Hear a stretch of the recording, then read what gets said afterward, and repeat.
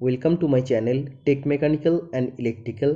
Finally आज 20 अगस्त 2023 ISRO Vikram Sarabhai space centre VSSC Thiruvananthapuram technician B fitter post का OMR बेस्ड एग्जामिनेशन कंप्लीटेड हो गया है। और कंप्लीट होने का बाद बहुत सारा स्टूडेंट ने इसका ऑफिशियल क्वेश्चन पेपर हमें व्हाट्सएप पर भेजा है। और सभी स्टूडेंट का एक ही रिक्वेस्ट है, सर इस पेपर का सलूशन आप करके वीडियो बना के यूट्यूब पर अपलोड करिए। तो आप सभी का रिक्वेस्ट के लिए मैं सबसे पहले यूट्यूब पर आप सभी के लिए वीडियो बना के अपलोड कर रहा हूँ। और इस पेपर का सलूशन देना इतना भी आसान नहीं है, क्योंकि अगर सबसे पहले बात करते हैं कि पेपर का स्टैंडर्ड कैसा था, तो पेपर का स्टैंडर्ड काफ़ी टफ पूछा गया था। तो पेपर काफ़ी टफ है मेरा हिसाब से भी।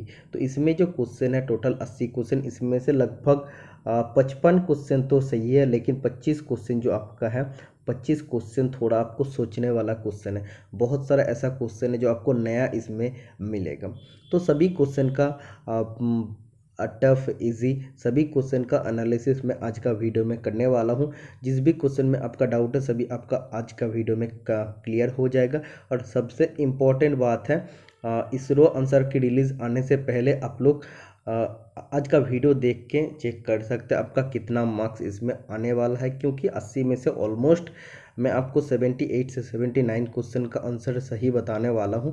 एक दो थोड़ा डाउट में है तो वो भी मैं आपको बताऊंगा कि ये डाउट में है, तो ये थोड़ा सा आप लोग चेक कर लीजिएगा, ठीक है। तो आंसर के आने से पहले आप लोग भी कंफर्म हो सकते हैं कि आपका कितना मार्क्स आ रहा है, ठीक है। तो पेपर का हिसाब से अगर आपका 70 मार्क्स भी आ रहा है तो काफ़ी अच्छा मार्क्स इसमें आपका आएगा। तो शुरू करते हैं आज का पेपर का डिस्कशन। और सबसे पहले आप लोग इसका एनालिसिस वीडियो मेरा चैनल से अब देख रहे हैं तो एटलीस्ट चैनल को सब्सक्राइब कर लीजिए, वीडियो को लाइक कर दीजिए, ठीक है। क्योंकि आज का पेपर का डिस्कशन करना इतना भी आसान नहीं है, क्योंकि इसमें बहुत सारा ऐसा क्वेश्चन है जो थोड़ा सा सोचने वाला क्वेश्चन है। तो सबसे पहले मैं आप लोगों के लिए सलूशन लेके आ गया हूँ। तो इससे पहले भी मैं आ सकता था, लेकिन मेरा ड्यूटी था, तो ड्यूटी टाइम में मैं तो वीडियो नहीं बना सकता था, क्योंकि ये स्टडी वीडियो इतना 5-10 मिनट का भी वीडियो नहीं है।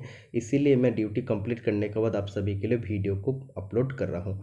तो सबसे पहला क्वेश्चन में आपको पूछा गया था, calculate the approximate cost of an aluminium rod of a diameter 10 millimeter cross section with a length of 4 meter made of a metal with density 2.5 gram per centimeter cube. Cost of metal is rupees 400 पर kg। तो इसमें देखिए, इसमें आपको बताया जा रहा है मेटल का कॉस्ट पर kg 400 रुपया है, ठीक है। और इसमें आपका एक एल्यूमिनियम का रॉड है, एल्यूमिनियम का एक रॉड है। और रॉड का डायमीटर कितना दिया है, रॉड का डायमीटर दिया है 10, और इसका टोटल लेंथ कितना दिया है 4 दिया है। तो आप लोग जानते हैं एक रॉड मतलब क्या है, एक रॉड मतलब एक सिलेंडर है, ठीक है। तो इसमें देखिए आपको डेंसिटी बताया गया है और आपको वॉल्यूम निकालना है। तो इससे आप क्या कर सकते हैं, तो डेंसिटी आपको बताया है, आप वॉल्यूम भी इसका निकाल सकते हैं, सिलेंडर का जो वॉल्यूम होगा वो निकाल सकते हैं। तो इसका जो मास होगा, जो आपका वेट होगा वो भी आप निकाल सकते हैं।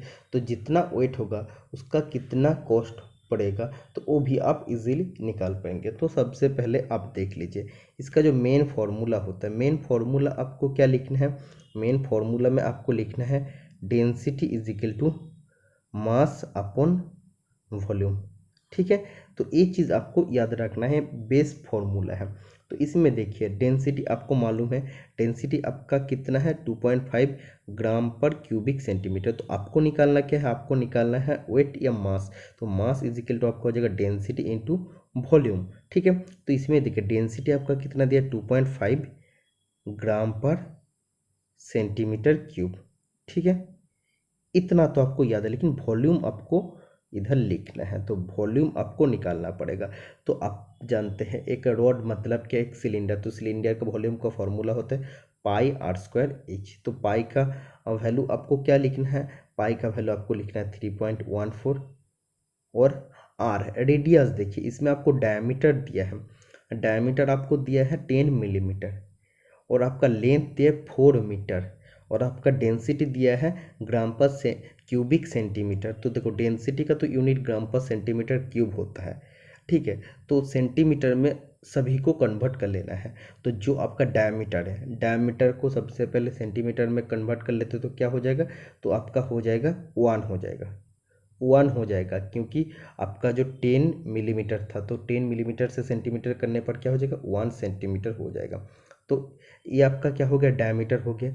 तो आपका डायमीटर जो आप लिखते हो तो आपका रेडियस की जगह हाफ हो जाएगा, और इधर आपका रेडियस स्क्वायर मतलब हाफ इंटू हाफ हो जाएगा। और आपका हाइट, हाइट या लेंथ कितना बोला है, 4 मीटर बोला है। 4 मीटर से आप कर सकते हैं इजीली इसका सेंटीमीटर, तो मीटर डेसी सेंटी, तो आपका 4 मीटर से कितना हो जाएगा, 4 मीटर इज इक्वल टू आपका हो जाएगा 400 सेंटीमीटर। ठीक है, तो इधर आपको क्या करना है, इधर आपको 400 से मल्टीपल कर देना है। तो इधर आपका वैल्यू कितना आ जाएगा, इधर आपका वैल्यू आ जाएगा, तो इधर इसका वैल्यू आ जाएगा आपका टोटल 314। ठीक है, तो 314 इधर आ जाएगा। तो ये आपका क्या आ गया, वॉल्यूम आ गया। तो आपको कहाँ पे लिख देना है, आपको इधर आके 314 लिख देना है। ठीक है, तो जब 314 आप लिखते हैं तो 2.5 आपका डेंसिटी है, वॉल्यूम आपको 314, तो टोटल कितना आ जाएगा, 785 आ जाएगा। तो 785 आपका क्या आ गया, आपका आ गया ग्राम आ गया है। ठीक है, तो 785 ग्राम आ गया है। तो इधर आपको क्या बोला है, आपका पर केजी कॉस्ट कितना है, 400 है। तो आप बोल सकते हैं 1 केजी इज इक्वल टू, आप बोल सकते हैं 1000 ग्राम, 1000 ग्राम आप बोल सकते हैं। ठीक है, तो इसमें देखिए 1000 ग्राम का कॉस्ट कितना है, 400 है। ओके, तो 1 ग्राम का कितना हो जाएगा, डिवाइड बाय 1000, और 785 ग्राम जो वेट है रॉड का, तो इसका कितना हो जाएगा, इंटू 785। तो इसको कैलकुलेट करने के बाद इसका वैल्यू आ जाएगा 314। ठीक है, मतलब ये जो आपका एल्यूमिनियम का रॉड है, देखिए इसमें जो आपका एल्यूमिनियम का रॉड है इसका कॉस्ट कितना पड़ेगा, 314 रुपीज़ पड़ेगा। तो option number D is the right answer हो जाएगा इस क्वेश्चन का। इतना आपको समझ में आ गया है।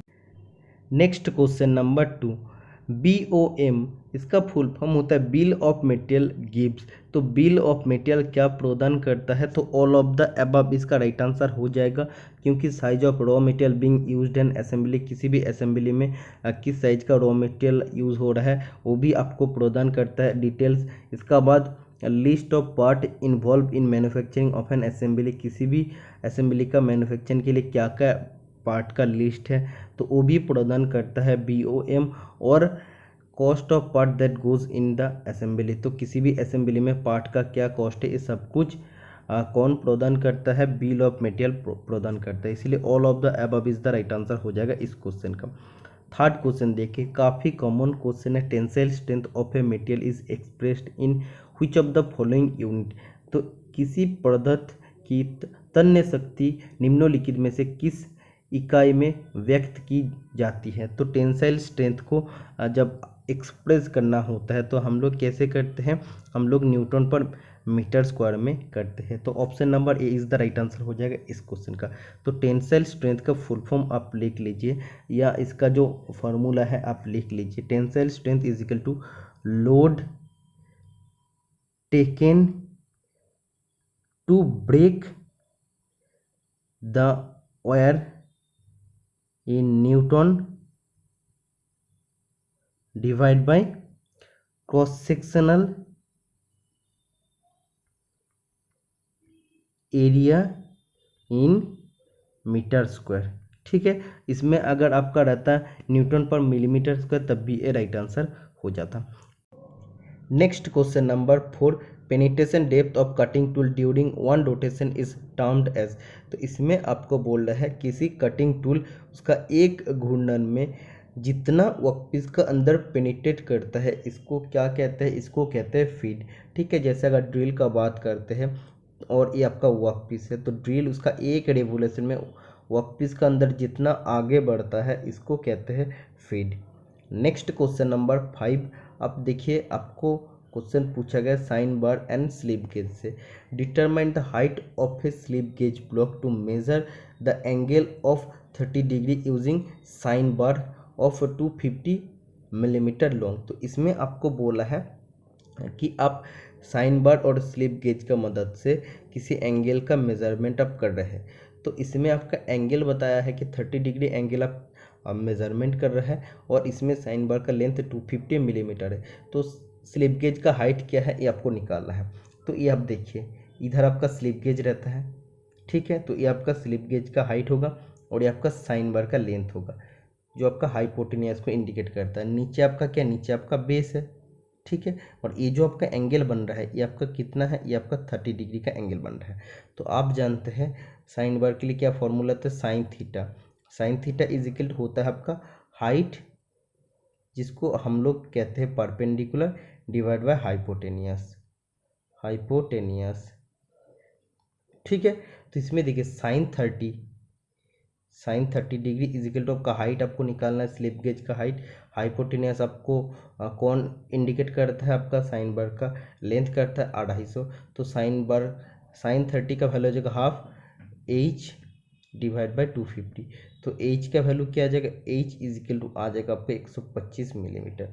मतलब क्या हो रहा है, स्लिप गेज का जो इधर हाइट होगा तो ये आपका हाइट कितना होगा, 125 मिलीमीटर स्लिप गेज का हाइट हो जाएगा। तो option number D is the right answer हो जाएगा इस क्वेश्चन का। समझ में आ गया है। Next question number 6, TIG welding से आपको पूछा है टंगस्टन इनर्ट गैस वेल्डिंग। तो टंगस्टन इनर्ट गैस वेल्डिंग में कौन सा गैस यूज होता है, आर्गन गैस यूज होता है, मेनली आर्गन होता है। अगर ऑप्शन में नहीं रहता आर्गन तब राइट आंसर हो जाएगा हीलियम।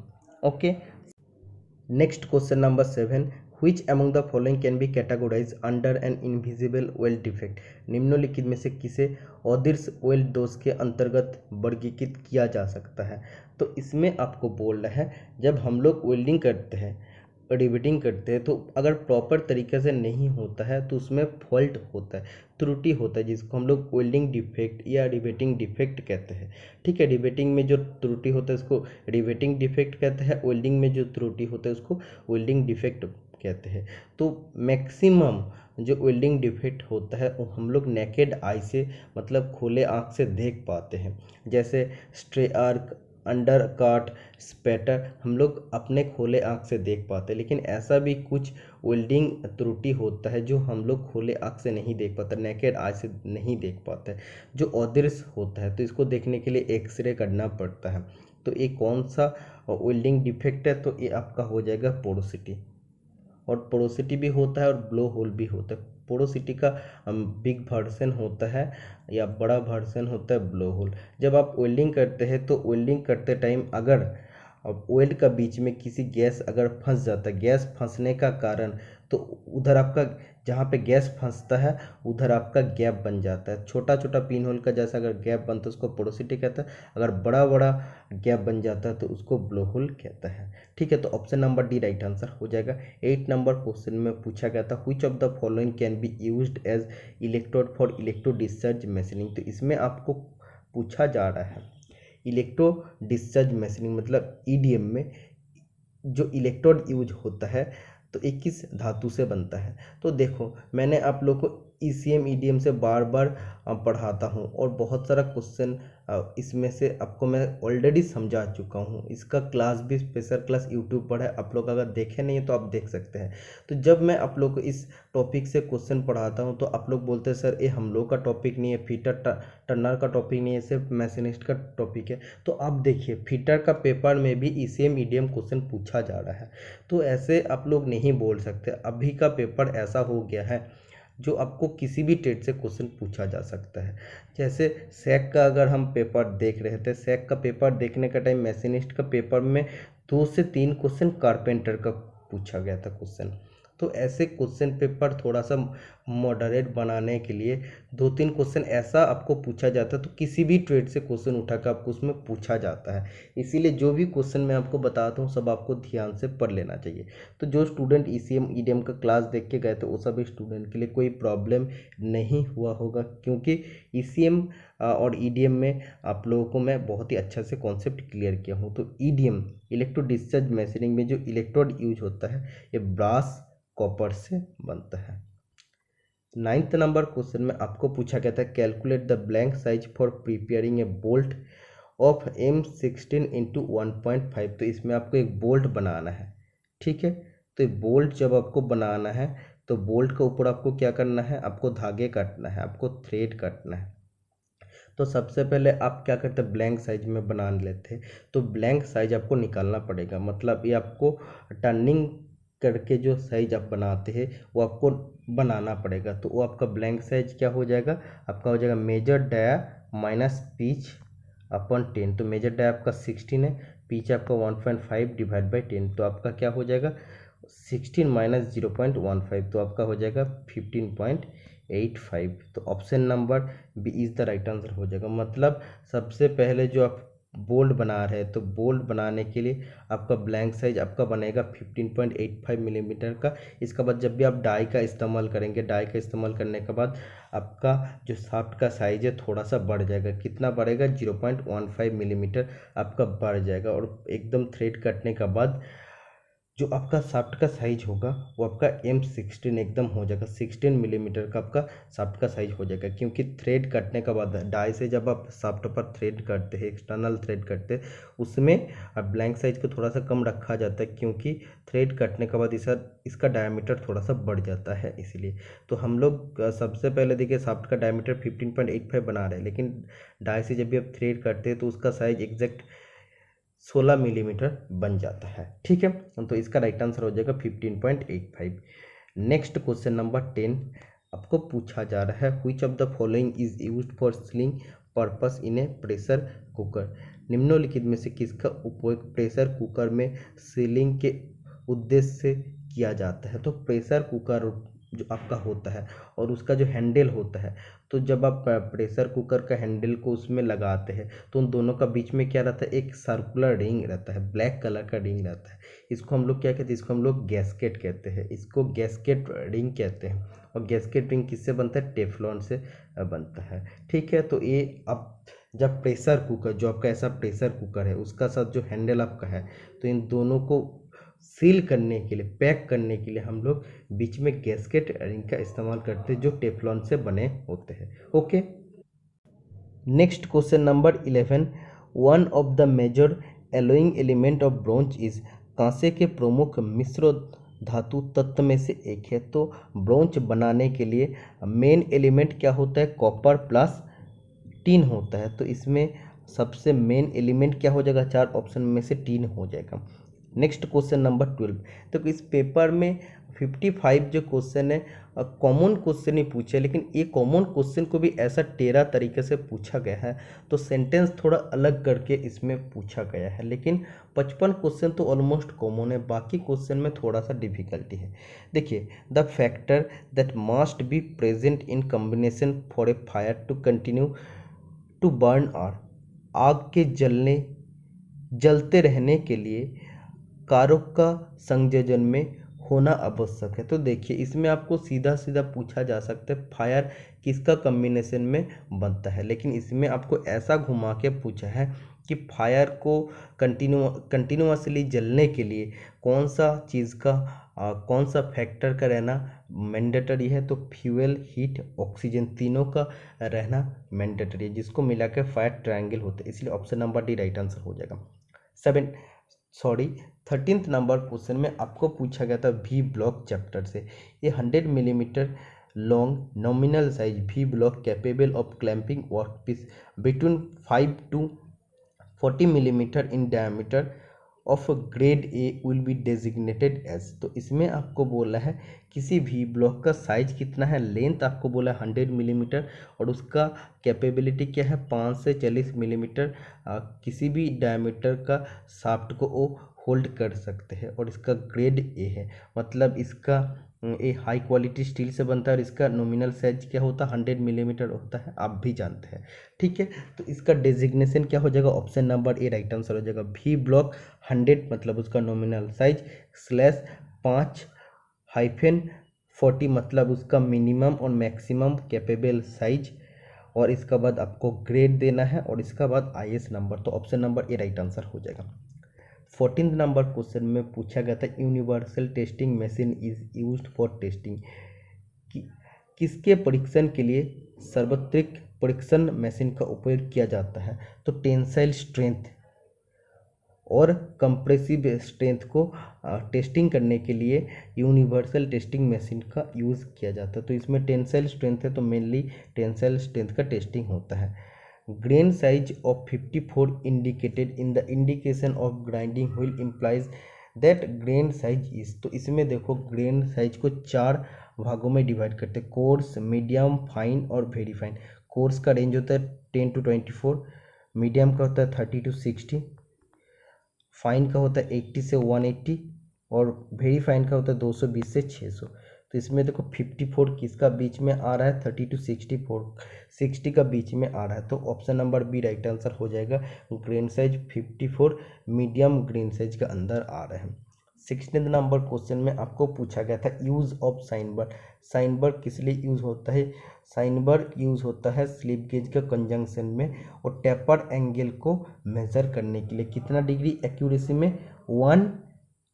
कितना एक्यूरेसी में? 1 मिनट का एक्यूरेसी में वो किसी भी टेपर जॉब का एंगल को मेज़र कर सकते हैं और एक 45 डिग्री एंगल तक मेजरमेंट कर सकते हैं। साइन बार किससे बनता है? स्टेबिलाइज क्रोमियम स्टील से बनता है, ये आपको याद रखना है। 17 नंबर क्वेश्चन में पूछा गया था stud extractor is used for. Stud extractor mainly use होता है टूटा हुआ स्टार्ड को निकालने के लिए। तो इसमें टूटा हुआ स्टार्ड नहीं है, रिमूविंग ब्रोकन पार्ट है, तो रिमूविंग ब्रोकन पार्ट ऑफ स्टार्ड आप बोल सकते हैं। ठीक है, तो टूटे हुए हिस्से को हटाने के लिए स्टार्ड एक्सट्रैक्टर यूज होता है। और टैप एक्सट्रैक्टर भी होता है, तो टूटा हुआ टैप को निकालने के लिए टैप एक्सट्रैक्टर यूज होता है। How many arc second constitute 1 minute? तो इसमें बोला है आपका 1 डिग्री इज इक्वल टू कितना सेकेंड होता है? 1 डिग्री इज इक्वल टू आपका होता है 60 मिनट, और 60 मिनट मतलब होता है आपका इंटू 60 सेकेंड, मतलब आपका क्या हो जाएगा? टोटल आपका हो जाएगा 3600 second. Okay, next question number 19, when the load is acting parallel to bearing axis which of the following bearing is used? तो इसमें बोल रहा है जब बियरिंग एक्सिस का पैरेलल में लोड काम करता है तो कौन सा बियरिंग होता है? तो थ्रस्ट बियरिंग होता है। और ऐसे अगर आपको पूछता when the load is perpendicular to the bearing axis, जो आपका बियरिंग एक्सिस है लोड अगर उसका परपेंडिकुलर 90 डिग्री आता है तो उसको रेडियल या जर्नल बियरिंग कहते हैं। तो इस क्वेश्चन का right answer option number A हो जाएगा।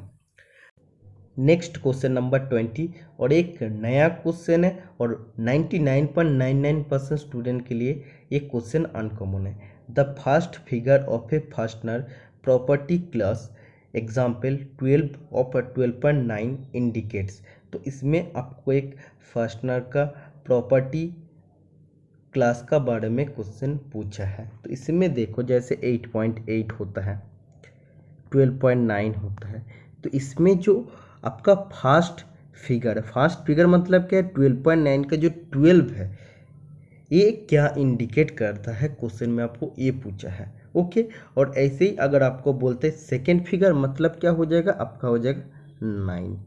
ठीक है, तो इसमें आपको क्या क्वेश्चन पूछ रहा है? जो आपका फास्टनर का प्रॉपर्टी क्लास है 12.9, उसमें से 12 क्या इंडिकेट करता है? जो फास्ट फिगर है तो वो आपका इंडिकेट करता है, जो पहला ऑप्शन है 1/10 of the nominal tensile strength of the fastener material. ठीक है, तो ये आपका option number A right answer हो जाएगा। जब आपको पूछेगा the second figure of A fastener property class 9 of 12.9 indicates, मतलब 9 क्या इंडिकेट कर रहे हैं? तब राइट आंसर हो जाएगा ratio between nominal yield strength and nominal tensile strength of material. ठीक है, तो ये आपका सेकेंड फिगर इंडिकेट करता है। इससे आपको एक क्वेश्चन पूछा गया था पिछला VSSC का पेपर में, yield strength of 12.9 grade bolt material. तो 12.9 ग्रेड जो आपका 12.9 ग्रेड बोल्ट मटेरियल है, इसका यील्ड स्ट्रेंथ कितना हो जाएगा? 1080 मेगा पास्कल हो जाएगा। ये भी आपको क्वेश्चन याद रखना है। तो VSSC के एग्जाम में ऐसे आपका बोल्ट मटेरियल से तो या बोल्ट का ग्रेड से तो क्वेश्चन पूछा 100%, एक क्वेश्चन तो 100% पूछा जाता है। ठीक है, तो ये आपका क्लियर हो गया। बहुत सारा स्टूडेंट का डाउट था क्या आंसर हो जाएगा। 21 नंबर क्वेश्चन में आपको पूछ रहा है which of the following belt drive in which the driver pulley and driven pulley are rotated in opposite direction. और कौन सा बेल ड्राइव होता है जिसमें ड्राइवर पुली और ड्रिवन पुली दोनों विपरीत दिशा में घूमता है। तो ये राइट आंसर हो जाएगा cross belt drive, option number A. 22 number question में आपको पूछा जा रहा है identify the type of clamp shown in the figure below. तो इसका राइट आंसर हो जाएगा option number A bent. 23 number question में आपको पूछा जा रहा है which among the following is not used in welding operation. निम्नलिखित में से कौन सा वेल्डिंग ऑपरेशन में यूज नहीं होता। तो गर्म जब को हैंडलिंग करने के लिए टोंग यूज होता है। इसके बाद वायर ब्रश यूज होता है, जो भी आपका स्लैग होता है उसको हटाने के लिए। चिपिंग हैमर भी यूज़ होता है स्लैग को हटाने के लिए, लेकिन ब्लेड यूज़ नहीं होता है। तो blade is the right answer हो जाएगा ऑप्शन नंबर बी इस क्वेश्चन का। 24 नंबर क्वेश्चन में आपको पूछा गया था लिमिट फिट टॉलरेंस चैप्टर से। In an assembly the hole dimension is specified as diameter 25.5 plus minus 0.2 and corresponding shaft dimension is specified as diameter 25.5 plus minus 0.1। What is the maximum clearance possible between two in assembly. तो इसमें आपको एक चीज़ याद रखना है, maximum clearance पूछा मतलब आपको हो जाएगा मैक्सिमम अलाउंस। तो मैक्सिमम अलाउंस का फॉर्मूला क्या होता है मैं आपको बहुत बार बताया हूँ। ये आपका फॉर्मूला आ जाएगा maximum limit of hole minus minimum limit of shaft. ठीक है, कि होल का सबसे बड़ा साइज और शाफ्ट का सबसे अगर छोटा साइज लेते तभी वो सबसे ज़्यादा क्लियरेंस हम लोग को मिलेगा। तो होल का मैक्सिमम लिमिट ऑफ होल आपका कैसे निकलेगा, बेसिक साइज प्लस आपका अपर लिमिट। तो basic size plus upper limit को मिला के आपका क्या होता है 25.7 हो जाता है। क्यों हो जाता है, क्योंकि 25.5 था प्लस 0.2 तो आपका 25.7 हो जाएगा। और इधर आपका माइनस क्या हो जाएगा, माइनस देखिए आपका हो जाएगा minimum limit of shaft. Minimum limit of shaft मतलब हो जाएगा बेसिक साइज प्लस आपका हो जाएगा लोअर लिमिट। ठीक है, तो लोअर लिमिट आपका हो जाएगा 0.1। तो बेसिक साइज प्लस माइनस 0.1 आपका हो रहा है मिनिमम लिमिट। तो जब आप कैलकुलेट करते हैं तो इसका वैल्यू क्या आ जाएगा 25.4 आ जाएगा। ठीक है, तो आप कैलकुलेट करके भी देख सकते हैं, क्योंकि आपको जब निकालना है मिनिमम लिमिट ऑफ शाफ्ट तो आपको क्या करना है बेसिक साइज प्लस आपको करना है लोअर लिमिट। ठीक है, तो basic size 25.5 plus lower limit आपका क्या माइनस 0.1 है। तो प्लस माइनस माइनस हो जाएगा मतलब 25.4 आ जाएगा। तो दोनों का अगर माइनस करते तो क्या आ जाएगा 0.3 हो जाएगा। तो ये आपका क्या हो रहा है, अब देखिए इसमें मैक्सिमम क्लियरेंस हो जाएगा ऑप्शन नंबर सी 0.3 मिलीमीटर। ठीक है, तो 24 नंबर क्वेश्चन का राइट आंसर हो जाएगा मैक्सिमम क्लियरेंस 0.3 मिलीमीटर। ओके, तो इसको हम और भी डिटेल में समझा सकते हैं, लेकिन जब आज क्वेश्चन और आंसर का ओनली डिस्कशन करना है, क्योंकि आप वेट कर रहे हैं कि कितना मार्क्स आपको मिलेगा वो चेक करने के लिए आप लोग इतना ज़्यादा वेट करके बैठे हैं। ठीक है, तो 25 नंबर क्वेश्चन में देखिए आपको पूछा जा रहा है which plating is generally given for the surface protection of hexagonal socket head cap screw. Hexagonal socket head cap screw का सरफेस को प्रोटेक्ट करने के लिए कौन सा प्लेटिंग हम लोग देते हैं। तो जनरली ये राइट आंसर आपका होता है इलेक्ट्रोलेस निकेल प्लेटिंग हम लोग एक्चुअली देते हैं, लेकिन ऑप्शन में इलेक्ट्रोलेस निकेल प्लेटिंग नहीं है। तो ये काफ़ी कंफ्यूजिंग क्वेश्चन है। मेरा हिसाब से इसका राइट आंसर डी होना चाहिए, लेकिन मैं कंफर्म नहीं हूँ इस क्वेश्चन में। ओके, 26 नंबर क्वेश्चन पर चलते हैं, लेकिन actually hexagonal socket head cap screw में इलेक्ट्रोलेस निकेल प्लेटिंग दिया जाता है। Ratchet drilling machine is used in. Ratchet drilling machine का उपयोग कहाँ पे किया जाता है, जहाँ पे या जिस एरिया पे कोई भी इलेक्ट्रिसिटी नहीं है उस जगह में रैचेट ड्रिलिंग मशीन यूज़ करते हैं। ओके, और ब्रिस्ट ड्रिलिंग मशीन कब यूज़ होता है, कारपेंटरी शॉप में या कारपेंटर यूज़ करता है। 31 नंबर क्वेश्चन में पूछा गया था in a tapping operation the first tap to be used for tapping a blind hole is. तो इसमें बोल रहा है जब हम लोग टैपिंग ऑपरेशन करते हैं इंटरनल थ्रेड करते हैं तो ब्लाइंड होल में टैप करने के लिए कौन सा टैप यूज़ होता है सबसे पहले, तो बॉटमिंग टैप यूज होता है। ओके, मतलब थर्ड टैप सबसे पहले यूज होता है। 32 नंबर क्वेश्चन देखिए, which type of washer is used for locking the nut by bending and forming U shape. तो इसमें बोल रहा है वो कौन सा टाइप ऑफ वॉशर होता है जो नाट को लॉक करने के लिए वॉशर को बेंड करना पड़ता है और यू शेप में बनाना पड़ता है, तो टैब वॉशर होता है। टैब वॉशर को बेंड करके लॉक को नाट को लॉक करना पड़ता है। ओके, 33 नंबर क्वेश्चन में आपको पूछा गया था rivets which are designed to allow them to be installed in joints which are accessible from one side only are called. Rivet जिन्हें उन जोड़ में स्थापित करने के लिए डिजाइन किया गया है, केवल एक ही तरफ से अभिमग्न है, तो उन्हें क्या कहा जाता है। तो इसका राइट आंसर हो जाएगा पॉप रिवेट। ठीक है, तो पॉप रिवेट का ऑलरेडी एक साइड ऐसे फ्लैट रहता है, तो बाकी आपका क्या होता है, एक ही साइड को आपको बनाना पड़ता है। तो पॉप रिवेट का अगर बनाना होता है तो हम लोग यूज़ करते हैं लेजी टोंग। ठीक है, तो लेजी टोंग में हम लोग मोर पावर प्राप्त करते हैं इजी, मतलब उसमें एफर्ट देके, ठीक है, लेस एफर्ट देके हम लोग मोर पावर अप्लाई करके लेजी टोंग का यूज करके पॉप रिवेटिंग हम लोग कर सकते हैं। तो लेजी टोंग का भी क्वेश्चन इसमें है, वो भी मैं आपको बताऊंगा। Hardness is the property of a metal to withstand. तो कठोरता किसी सामग्री का सहन करने का योग्य गुण है। तो wear and scratching, indentation, abrasion, तो ये सब राइट आंसर हो जाएगा, इसीलिए इस क्वेश्चन का राइट आंसर है option number D. 35 number question में आपको पूछा गया था temperature at which the structure of steel completely changes to austenite is called. वो तापमान जिस पर स्टील की संरचना पूरी तरह से ऑस्टेनाइट में बदल जाती है उसको कहते हैं अपर क्रिटिकल टेम्परेचर।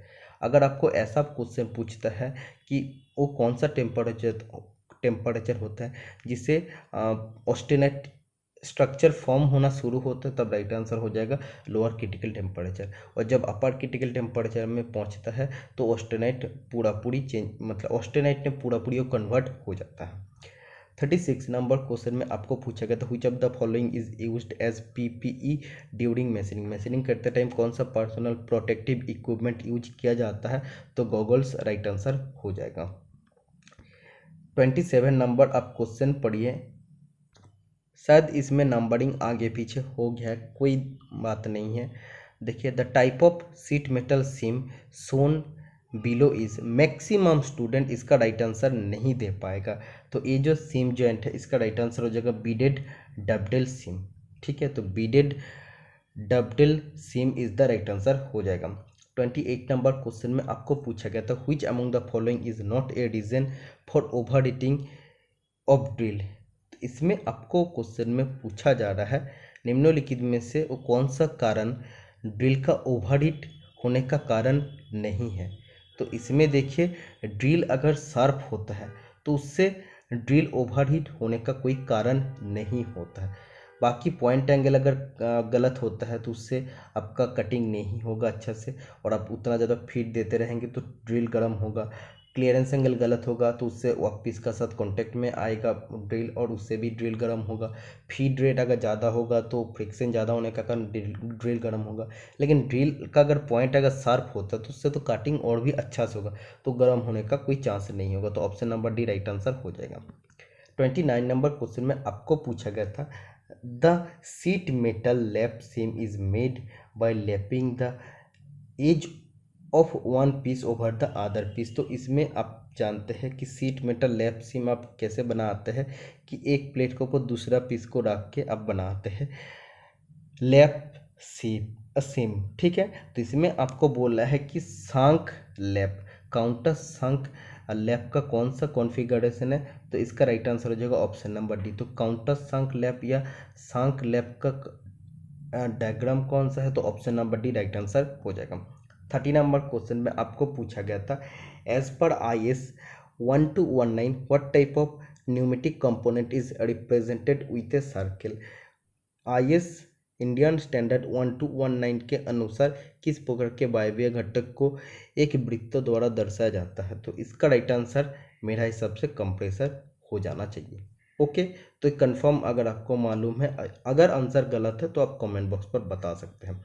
37 नंबर क्वेश्चन में पूछा गया था which of the following metal melts between 600 degree centigrade to 700 degree centigrade. वो कौन सा धातु है जो 600 डिग्री सेंटीग्रेड से 700 डिग्री सेंटीग्रेड के बीच में पिघलता है? तो राइट आंसर हो जाएगा एल्यूमिनियम, क्योंकि इसका मेल्टिंग पॉइंट होता है 660 डिग्री या 659 डिग्री सेंटीग्रेड।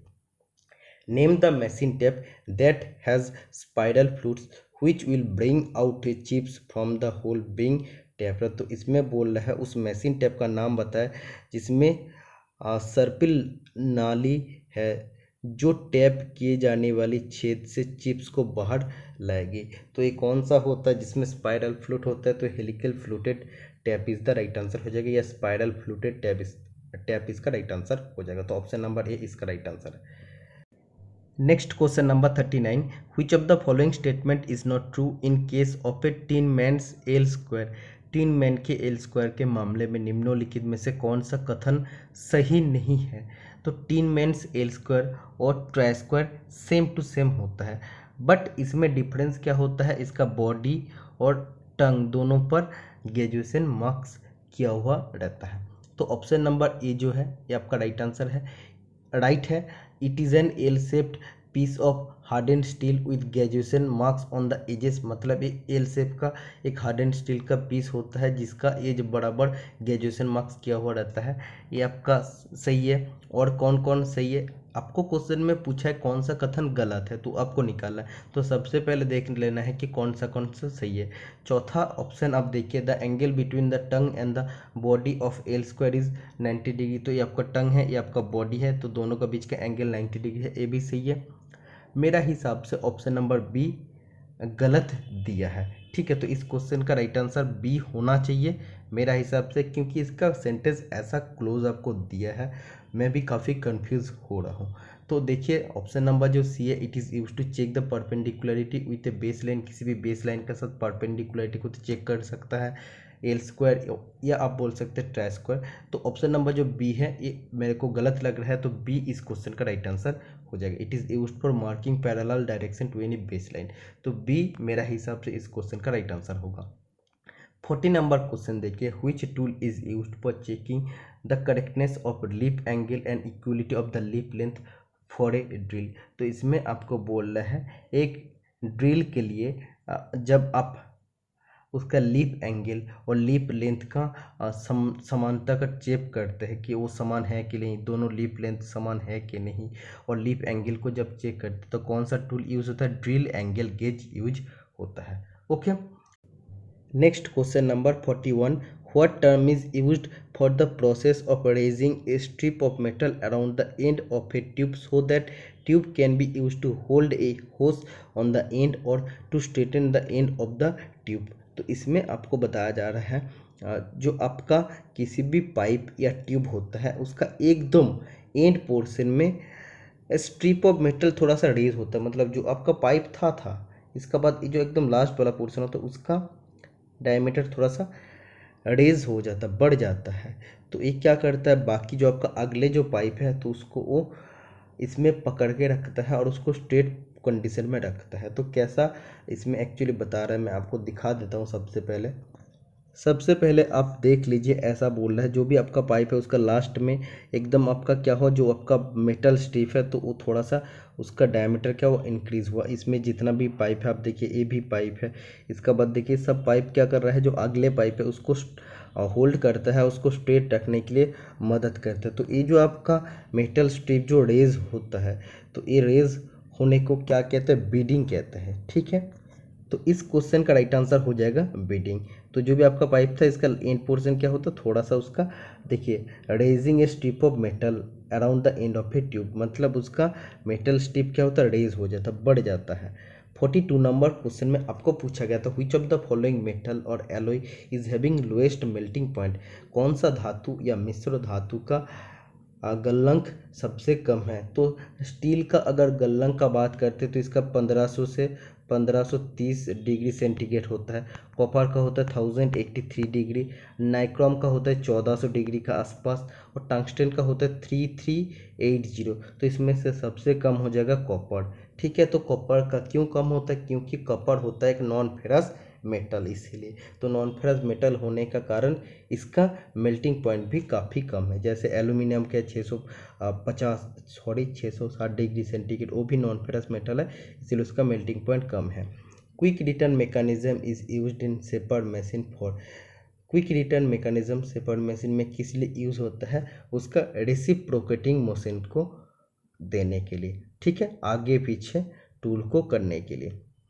44 नंबर क्वेश्चन में आपको पूछा जा रहा है identify the type of clamp shown in the figure below. तो किस टाइप ऑफ क्लैंप है, कैम क्लैंप है, option number D right answer हो जाएगा। 45 नंबर क्वेश्चन में आपको पूछा गया था which of the following is not a surface hardening method for tool, किसी भी टूल का सरफेस हार्डनिंग मेथड कौन सा नहीं है। तो केस हार्डनिंग ये आपका सरफेस हार्डनिंग प्रोसेस होता है, फ्लेम हार्डनिंग होता है, नाइट हार्डनिंग होता है, इंडक्शन हार्डनिंग होता है, लेकिन पिकलिंग नहीं होता। तो pickling is the right answer हो जाएगा इस क्वेश्चन का। पिकलिंग क्या होता है, pickling is a chemical method of cleaning, मतलब केमिकल मेथड ऑफ क्लीनिंग, साफ करने का केमिकल मेथड होता है। और the surface of metal is cleaned with dilute sulphuric acid और मिक्स्ड एसिड। तो पिकलिंग हम लोग कैसे करते हैं, किसी भी सोचो मेटल है उसका सरफेस में डार्ट है, जंग है, ऑयल है, तो उसको हटाने के लिए हम लोग क्या करते हैं, डाइल्यूटेड मतलब सल्फ्यूरिक एसिड में पानी मिलाते हैं। तो डाइल्यूट सल्फ्यूरिक एसिड या मिक्स्ड एसिड से हम लोग उसका सरफेस को जब क्लीन करते हैं उसको पिकलिंग प्रोसेस कहते हैं। Okay, next question number 46 identify the pipe fitting shown below. तो इसमें आपको बोला है ये जो आपका एक डायग्राम है पाइप फिटिंग का, ये कौन सा उपकरण है, तो प्लाग है। प्लाग किस लिए यूज होता है, plug is use for closing pipeline which has an internal thread. तो किसी भी पाइप का सोचो इंटरनल थ्रेड है और इधर हमें पाइपलाइन को बंद करना है, तो बंद करने के लिए तब क्या करना पड़ेगा, ये प्लाग का इस्तेमाल करना पड़ेगा, क्योंकि प्लाग का एक्सटर्नल थ्रेड है और पाइपलाइन का इंटरनल थ्रेड है, दोनों जाके मैच हो जाएगा तो वो पाइपलाइन को बंद कर देगा। ओके, नेक्स्ट क्वेश्चन नंबर 47, इसमें देखिए density of stainless steel is 8 gram पर cubic centimetre and density of water is 1 ग्राम पर cubic centimetre, hence the specific gravity of steel is. तो स्पेसिफिक ग्रेविटी ऑफ स्टील आपको निकालना है, तो स्पेसिफिक ग्रेविटी ऑफ स्टील का क्या फॉर्मूला हो जाएगा, density of stainless steel divide by density of water at 4 degree centigrade. ठीक है, तो डेंसिटी ऑफ स्टील क्या है 8 ग्राम पर सेंटीमीटर क्यूब और density of steel at density of water at 4 degree centigrade क्या हो जाएगा 1 ग्राम पर सेंटीमीटर क्यूब। तो ग्राम पर सेंटीमीटर क्यूब ग्राम पर सेंटीमीटर क्यूब कट जाएगा, तो आपका क्या आ जाएगा स्पेसिफिक ग्रेविटी फॉर स्टील क्या आ जाएगा आपका ओनली 8 आ जाएगा। तो option number A right answer हो जाएगा। ठीक है, तो इसको रिलेटिव डेंसिटी भी आप कह सकते हैं, रिलेटिव डेंसिटी का फॉर्मूला रिलेटिव डेंसिटी और स्पेसिफिक ग्रेविटी दोनों समान है। Next question number 48 which is the highest allowing element in high speed steel, HSS में सबसे ज़्यादा परिमाण में क्या रहता है, तो आप जानते हैं 18:4:1 रेशियो में टंगस्टन, क्रोमियम और वेनेडियम मौजूद होता है हाई स्पीड स्टील में, तो सबसे ज़्यादा रहता है tungsten, option number C is the right answer हो जाएगा। 49 नंबर क्वेश्चन में आपको पूछा गया था pressure of 5 megapascal is applied on 1 centimetre into 6 centimetre area, calculate the force. तो 1 सेंटीमीटर इंटू 6 सेंटीमीटर क्षेत्र पर 5 मेगापास्कल का दाब लगाया जाता है, बल का परिकलन करे, तो फोर्स आपको निकालना है। तो आप लोग जानते हैं प्रेशर का फॉर्मूला होता है फोर्स अपन यूनिट एरिया, तो फोर्स आपको निकालना है, तो फोर्स इजिकल टू हो जाएगा आपका प्रेशर इनटू एरिया। ठीक है, तो प्रेशर तो आपको डायरेक्ट दिया है, तो आपको जस्ट निकालना है एरिया। तो एरिया आपको निकालने के लिए क्या करना पड़ेगा, सबसे पहले आपको यूनिट को कन्वर्सन करना पड़ेगा, क्योंकि 5 मेगापास्कल का अगर न्यूटन करना है तो न्यूटन करना मतलब पास्कल में आप डायरेक्ट कर सकते हैं। तो अगर आप मेगापास्कल से ओनली पास्कल में आते हैं तो आपका क्या हो जाएगा 5 का बाद 60 हो जाएगा। ओके, और इसके बाद एरिया निकालने के लिए आपको क्या करना है, आपको 1 सेंटीमीटर इंटू 6 सेंटीमीटर, तो आप मल्टीपल कर देते हैं तो क्या आ जाएगा आपका 6 सेंटीमीटर स्क्वायर आएगा। सेंटीमीटर स्क्वायर से जब आपको आना है मीटर में, ठीक है, तो आपको कितना घर बैक करके आना पड़ा, 2 घर, तो 10 इंटू 10 हो जाएगा। ठीक है, क्योंकि आपका स्क्वायर हो गया इसीलिए, तो 6 इंटू आपको क्या कर देना, 6 डिवाइड बाय 100 आपको, सॉरी ये आपका एक्चुअली 100 हो जाएगा, क्योंकि सेंटीमीटर से मीटर में आपका आने के लिए मीटर डेसी सेंटी, तो आपको इधर 100 इंटू 100 हो जाएगा स्क्वायर का कारण। ठीक है, तो इधर आपका क्या हो जाएगा, टोटल 4 जीरो हो जाएगा, तो 4 जीरो जब आप काटते तो इधर आपका आ जाएगा 3000 न्यूटन आपका आ जाएगा, सॉरी हाँ 3000 न्यूटन आपका फोर्स आ जाएगा। आपको समझ में आ रहा है कि नहीं? आपको जब एरिया निकालना है तो आप एरिया निकाल सकते हैं लेंथ इंटू ब्रेथ, क्योंकि ये आपका रेक्टेंगल है।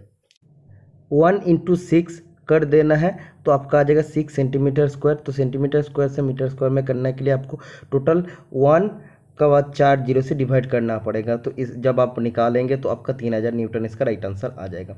ठीक है, next question number 50 number question में आपको पूछा जा रहा है the most economical method of checking such component manufactured using mass production method to ensure the sizes within the prescribe tolerance is. तो जब आप मास प्रोडक्शन करते हैं तो उसमें जब आप साइज चेक करते हैं तो उसमें आपको काफ़ी जल्दी प्रोसेस करना होता है, तो उसमें प्रेस्क्राइब टॉलरेंस मतलब आपका टॉलरेंस दिया गया, टॉलरेंस के अंदर है कि नहीं, उसको जल्दी चेक करने के लिए मास प्रोडक्शन में आप क्या यूज़ करते, लिमिट गेज का यूज़ करते। इससे आपका काम बहुत आसान हो जाता है, आपको कन्वेंशनल या कोई भी जो भी प्रिसिशन इंस्ट्रूमेंट है वो आपको यूज़ करना नहीं होता है।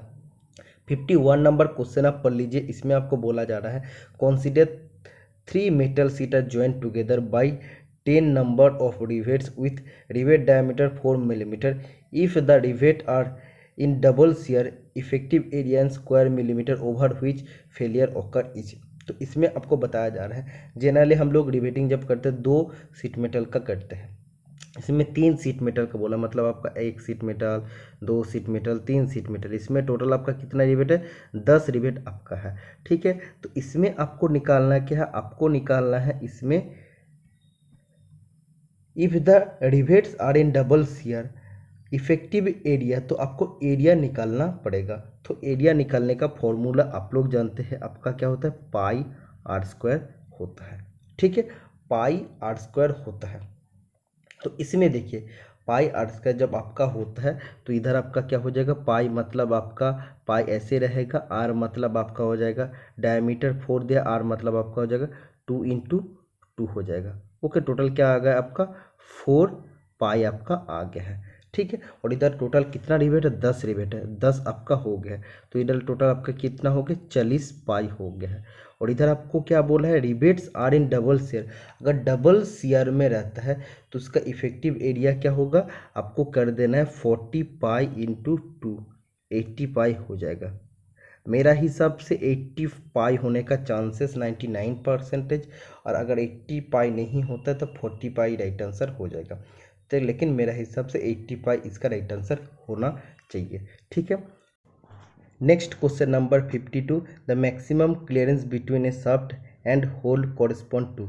शाफ्ट और छेद के बीच अधिकतम अंतराल किसमें अनुरूप होता है, तो शाफ्ट और होल का बीच में मैक्सिमम क्लियरेंस कब जनरेट होता है, maximum material condition for the hole और minimum material condition for the shaft जब होगा तब राइट आंसर हो जाएगा ऑप्शन नंबर बी।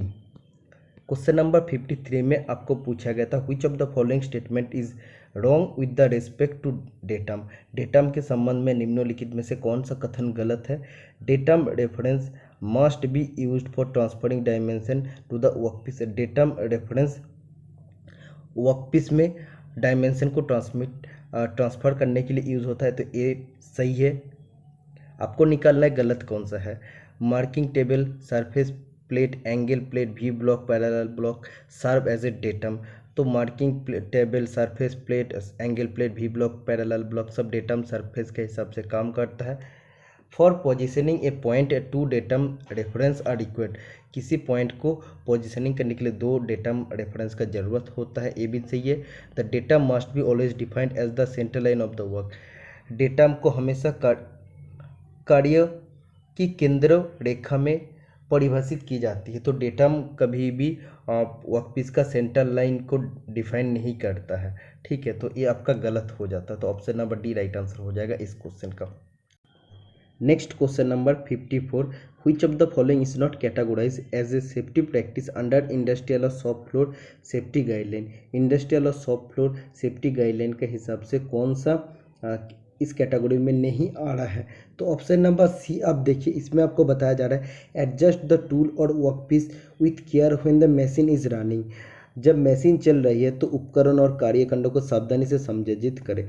तो मशीन जब चलती है तो तब किसी भी आपको वर्कपीस या टूल का समायोजित नहीं करना चाहिए। सबसे पहले मशीन को बंद करना चाहिए, उसका बाद आपको टूल को या वर्कपीस जिसको भी एडजस्ट करना होता है तो एडजस्ट करना चाहिए। तो ये जो आपका सेफ्टी दिया है ऑप्शन नंबर सी में, ये टोटली गलत है।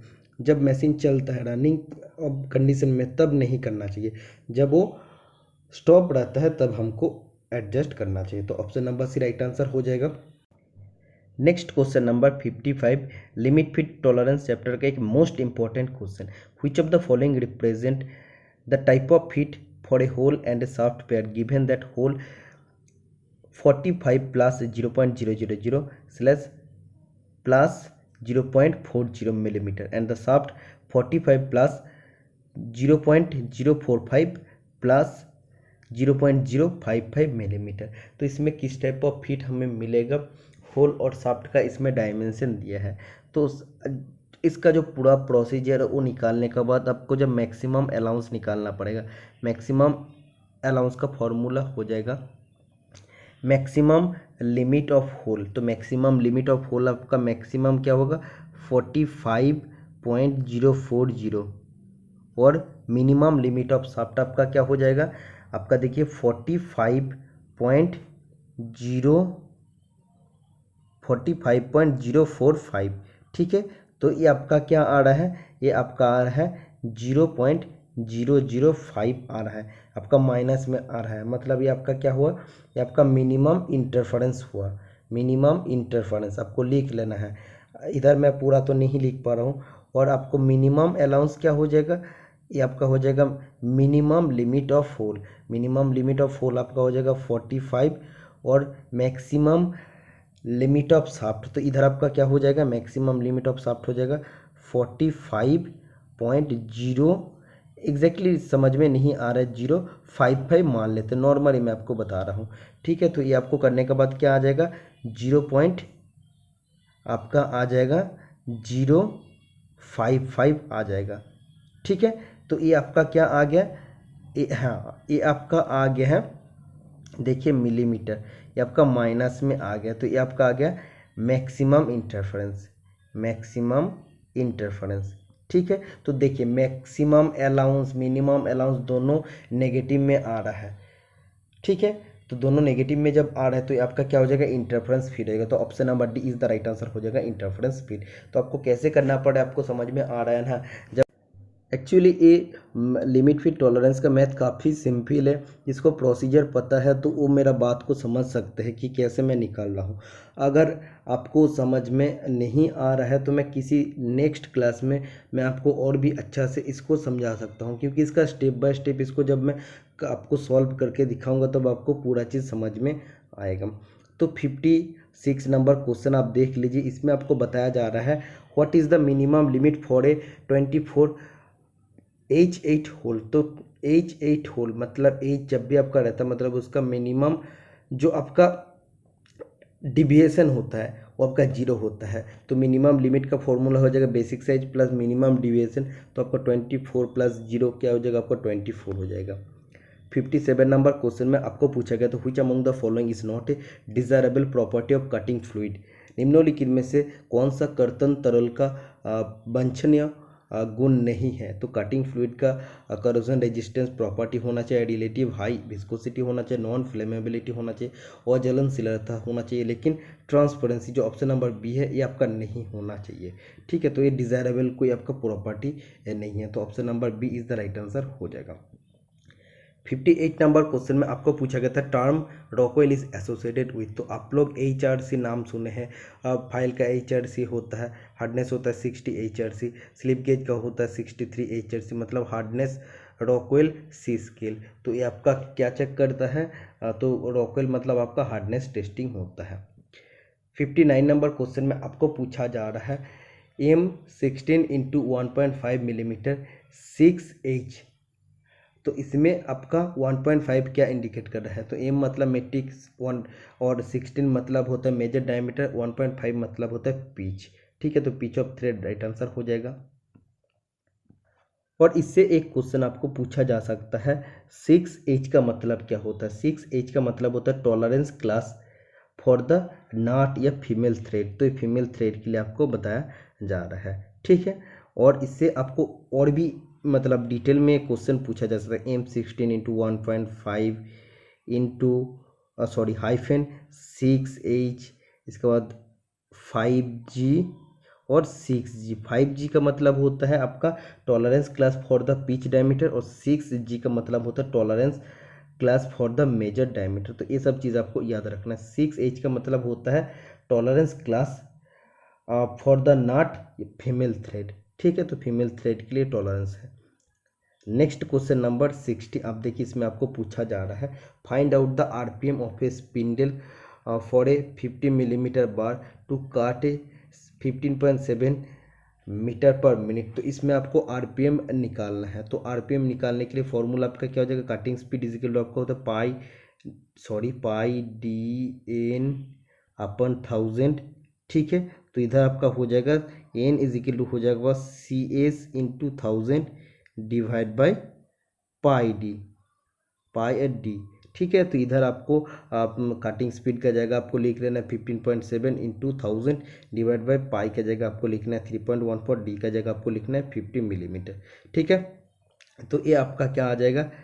तो ये आपका RPM निकाल के आ जाएगा। इतना आपको समझ में आ गया है। 61 नंबर क्वेश्चन आप देख लीजिए, 60 कंप्लीट हुआ। 61 नंबर क्वेश्चन में आपको पूछा जा रहा है 20 gauge steel sheet is dash compare to the 24 gauge sheet. तो 20 गेज सीट जो आपका होता है वो 24 गेज सीट से आपका क्या होता है? थिकर होता है, मोटा होता है, क्योंकि जितना आगे बढ़ेगा 25, 26, 27 उतना ज़्यादा थिन होते जाएगा, उतना पतला होते जाएगा। ठीक है, और सबसे आपका क्या होता है? जीरो में सबसे बड़ा उसका साइज होता है। Next question number 62, which of the following is true for wing nut. Wing nut के लिए कौन सा कथन सही है? Easy of installation and disassembly, इसको इंस्टॉल और डिसअसेंबली करना बहुत आसान होता है। Loosening and tightening without need of tool, तो इसको टाइट और लूज करना काफ़ी इजी होता है बिना किसी टूल के। और use to fix the blade in hacksaw frame, तो हेक्सो फ्रेम में ब्लेड को फिक्स करने के लिए नट यूज़ होता है। ऑल ऑफ द अबव, तो option number D right answer हो जाएगा इस क्वेश्चन का, क्योंकि सभी के लिए यूज़ होता है। नेक्स्ट क्वेश्चन नंबर 63, एज पर IS 2494 a V belt is designated as C3048 IS 2494, what is the significance of C in this designation। तो इसमें V belt का डेजिग्नेशन दिया है C3048 IS 2494, तो इंडियन स्टैंडर्ड ये तो आपको दिया है 2494। तो इसमें C का मतलब क्या होता है? It gives an indication of V belt cross section. तो C मतलब होता है V बेल्ट क्रॉस सेक्शन। और इसमें जो आपका 3048 है, 3048 आपका है nominal inside length in millimetre. फिर से आप सुन लीजिए, nominal inside length in millimetre in untensioned state, मतलब बिना खिंचाव स्टेट में है। ठीक है, तो nominal inside length in millimetre in untensioned state. 64 number question में आपको पूछा गया था 0.02 मिलीमीटर इंटू कितना माइक्रोन, तो आपको 1000 से मल्टीपल कर देना, तो option number A right answer हो जाएगा। 65 नंबर क्वेश्चन में आपको पूछा गया था न्यूमेटिक लाइन में ये कौन सा सिंबल है, तो ये आपका फिल्टर का सिंबल है, option number C. 66 number question में पूछा गया था which of the following is an optical measurement machine. Optical मतलब प्रोकासियो माप मशीन कौन सा, तो प्रोफाइल प्रोजेक्टर राइट आंसर हो जाएगा। 67 नंबर क्वेश्चन अब देखिए, तो प्रोफाइल प्रोजेक्टर का बारे में मैं 2000 MCQ का क्लास में मैं आप लोग को समझाया था कि कैसे हम लोग इसके माध्यम से मेजरमेंट लेते हैं। तो ये अब देखिए, ये आपका वार्निंग साइन है, तो एक किस टाइप ऑफ साइन है? ये आपका लेज़र बीम है, option number C. 68 number question में आपको पूछा गया था for the same volume which is lighter among all. समान आयतन के लिए इनमें से हल्का कौन सा है जिसका स्पेसिफिक ग्रेविटी या डेंसिटी जिसका कम है, तो ये आपका एल्यूमिनियम का 2.7 है, इसीलिए एल्यूमिनियम सबसे लाइटेस्ट है। 69 नंबर क्वेश्चन में आपको पूछा गया था what is the use of lazy tong in debating. तो एक्चुअली पॉप डिबेट का जब हम लोग डिबेटिंग करते हैं तो लेजी टोंग यूज होता है, तो इसका एक्चुअल यूज़ होता है option number B right answer हो जाएगा, for closing down the edges of the plate and heads of the rivet to form a metal to metal joint. ठीक है। 70 नंबर क्वेश्चन में पूछा गया था extinguishing media for a class A fire. इस class A fire को बुझाने के लिए कौन सा एक्सटिंग्विशिंग मीडिया यूज़ होता है, तो वाटर यूज़ होता है, अदरवाइज सोडा एसिड एक्सटिंग्विशर भी यूज़ होता है। 71 नंबर क्वेश्चन में पूछा गया था what is the tolerance band for hole generated by reamers commonly used in workshop. तो वर्कशॉप में जो रिमर यूज़ करते हैं तो इसमें से टॉलरेंस ग्रेड हम लोग क्या मिलता है H7 लगभग हम लोग को मिलता है। 72 नंबर क्वेश्चन में आपको पूछा गया था each side of a regular hexagon is 15.3 millimetre. तो इसमें देखिए एक रेगुलर हेक्सागन का ईच साइड आपको दिया है 15.3 मिलीमीटर, 15.3 मिलीमीटर है। तो circle diameter of the rod required to machine the hexagon. तो एक्चुअली इसका साथ कॉर्नर टू कॉर्नर डिस्टेंस इसमें पूछा है। तो कॉर्नर टू कॉर्नर डिस्टेंस अगर आपको पूछा तो 15√3 इंटू जब आपको 2 करना तो आपका आ जाएगा 30√3 आपका आ जाएगा। ठीक है, तो मेरा हिसाब से ये राइट आंसर बी होना चाहिए। 73 नंबर क्वेश्चन में आपको पूछा गया तो what is the included angle of half circle.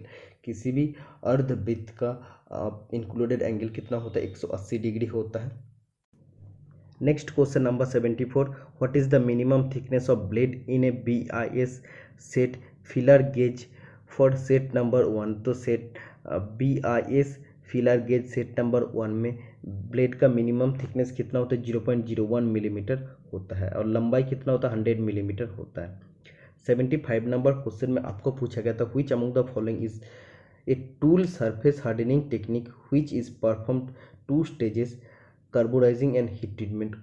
तो निम्नलिखित में से कौन सा टूल सरफेस हार्डनिंग टेक्निक है जिसका 2 स्टेज होता है, कार्बोडाइजिंग और हीट ट्रीटमेंट। तो ये आपका केस हार्डनिंग में होता है।